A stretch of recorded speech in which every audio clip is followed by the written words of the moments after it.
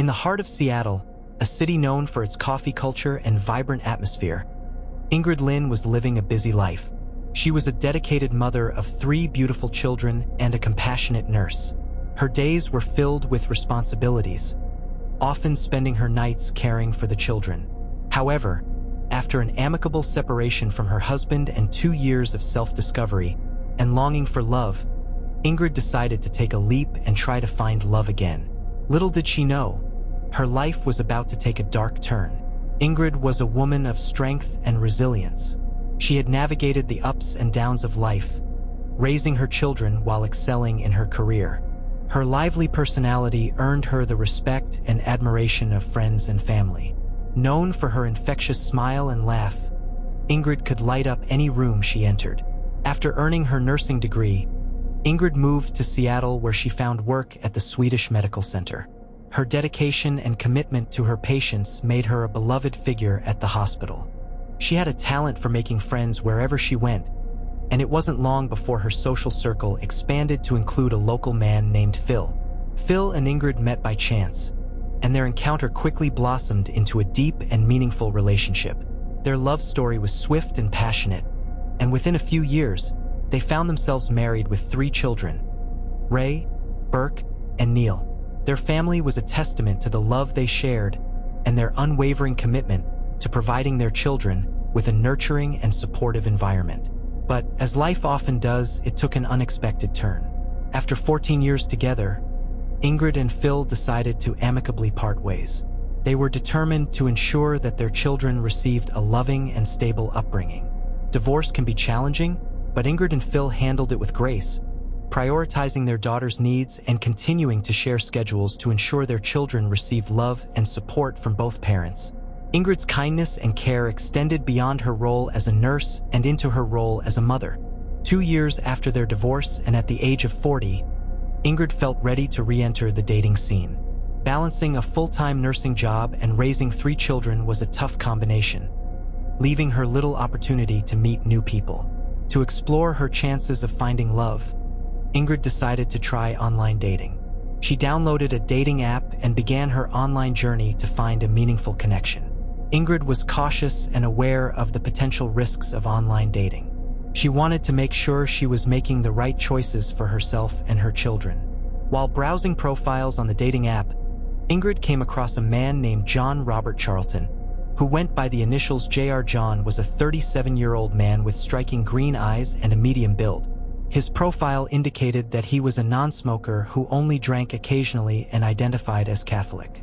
Ingrid took some time to read the biography John wrote about himself, looking for clues about his character and intentions. She noticed that his longest relationship had ended just over 2 years ago, which intrigued her as a potential point of connection. John's intentions, as stated in his profile, were to make friends and engage in friendly conversations, emphasizing that he wasn't on the app for casual dating or any dishonest activities. Eventually, Ingrid and John decided to meet in person and take the next step in their budding relationship. Their first date went well, and they found themselves looking forward to seeing each other again. As their relationship grew, they began spending more time together, going on 3 or 4 dates each week. John would travel to Ingrid's home, and they enjoyed their evenings together due to the kindness and respect she felt in John's presence. Ingrid was a hardworking and responsible person, but her busy life, balancing nursing and motherhood, left her with moments of respite. While she appreciated the time spent with John, she decided to keep the relationship a secret from her friends and family. She felt somewhat embarrassed by the circumstances and considered the relationship casual in her mind. On a fateful evening, April 8, 2016, Ingrid and John had plans to watch a Seattle Mariners baseball game. Before heading to the stadium, they decided to stop by a nearby bar called Beer Gardner for some drinks. The night started like any other, and they arrived at the stadium in time for the game. However, Ingrid soon realized that John seemed more intoxicated than she had noticed before. Although John's profile hadn't raised any immediate alarms, she remained very cautious, as she was a dedicated nurse and a loving mother, prioritizing her children's safety and happiness above all. Despite John's condition, they enjoyed the game. The next morning, April 9th, Ingrid's ex-husband Phil, arrived at her home to drop off their 3 daughters who had spent the night with their grandmother. But something was wrong. Ingrid's 2015 Toyota wasn't visible anywhere, and there was no response when Phil knocked on the door. Worried, Phil couldn't reach Ingrid by phone or text, so he called her mother Georgia, with whom he had a close relationship. Georgia, who had a spare set of keys to Ingrid's house, arrived immediately. The house was eerily silent, and despite calling out Ingrid's name, there was no response. The master bedroom presented a grim surprise.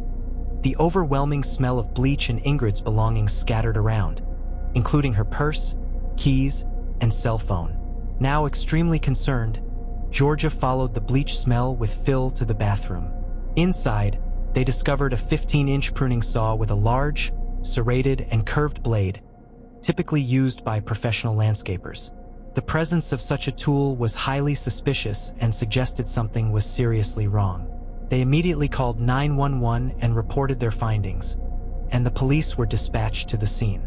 At the same time, Georgia sent messages to friends and family seeking any information about Ingrid's whereabouts. One of her friends mentioned that Ingrid had texted her the previous night, saying she had a date with John, but she hadn't heard from her since. A neighbor also mentioned John's name, suggesting he might have been the last person to see Ingrid. Georgia, who shared a mobile account with her daughter, reviewed the phone records and discovered a number that appeared more frequently than others. After researching the number, she found a Facebook profile belonging to a man named John Charlton. In a desperate attempt to gather more information, Georgia texted this number, leading to a conversation with John. He identified himself as John Charlton and mentioned that he and Ingrid had attended a baseball game, but he had not spent the night with her, emphasizing that they were just friends.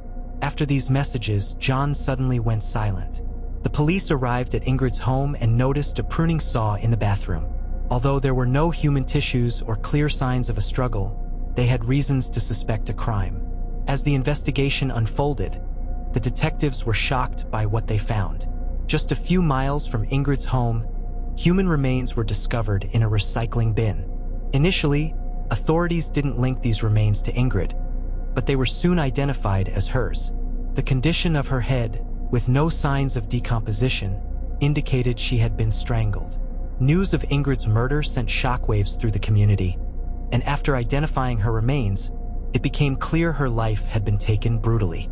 The immediate police response and efficient investigation allowed them to find substantial evidence in a short period.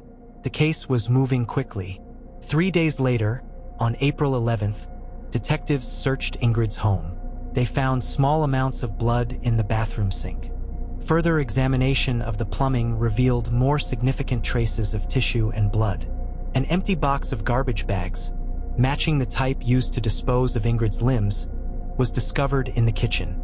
Another major breakthrough occurred when Ingrid's missing vehicle was located in downtown Seattle, just 3 miles from the Mariners Stadium. John was closely monitoring the case, aware that the authorities were becoming increasingly suspicious of him. He decided to leave the area, traveling approximately 50 miles to Lake Stevens. John's behavior raised suspicions, but the investigators lacked solid evidence to detain him. While he had scratches on his forehead and hand and injuries to his lip, chin, and chest, they couldn't quickly link them to Ingrid. Nonetheless, the police were diligent, and George's provision of the text messages exchanged with John played a crucial role in building the case against him, leading to his arrest on charges of first-degree murder and auto theft. He was held on a $2 million bail, ensuring he remained in custody as the case progressed. While John was in prison, the police continued their search for evidence. A few days later, on April 15th, more human remains were discovered in recycling bins in Seattle. 3 days later, another set of remains was found, heightening public awareness of the gruesome crime. The public's reaction to Ingrid's murder was strong, with many people recognizing the importance of online safety in the context of dating. Ingrid's tragic death highlighted the potential dangers of online interactions, especially concerning children. The ease with which a stranger could enter a woman's life served as a stark reminder of the need for caution. Although John confessed to first-degree murder, he still faced a trial to determine his sentence. In the courtroom, letters from Ingrid's family were read, illustrating the profound impact of her loss on those who loved her. Her ex-husband Phil spoke about the pain and emptiness left by Ingrid's absence, particularly in the lives of their daughters. John's defense team urged caution and highlighted the lack of a clear motive, but the evidence clearly pointed to his guilt. The judge sentenced John to 28 years in prison, the maximum penalty allowed under state guidelines. While justice was served, Ingrid's family and friends continued to grapple with the immense loss of a mother who left behind daughters, friends, and family. Ingrid's story served as a stark reminder of the importance of online safety, especially for children. Her sudden and tragic death shed light on the potential dangers of online interactions and was a painful lesson for many. As her friends and family mourned her loss, they also cherished her memory, remembering the bright and joyful spirit that touched the hearts of many.